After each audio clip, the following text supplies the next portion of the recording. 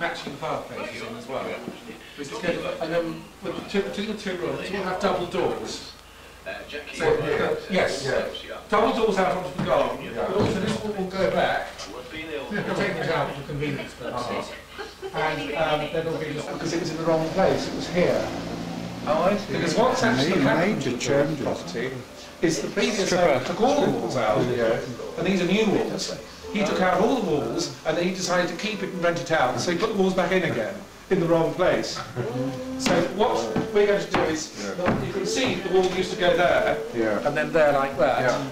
So what we're going to do is just put it here, so one gets a little more space in the hall. So we'll have it there. Because it's a little bit narrow, that, so I think it's better if it goes at that point into there. So that's the plan, is, as I say, reinstate both chimney breasts, put the walls back in the correct place, get reclaimed doors. Also, as you see, the floors are very drunk. That one goes down the corner there and there. They're all over the place. So all the boards are coming up. We're putting new joists next to the old joists. We'll leave the old joists in, put new joists in the correct position so that it's dead level, and then relay the old floorboards and get some more reclaimed floorboards to put on top. So that's the plan for here.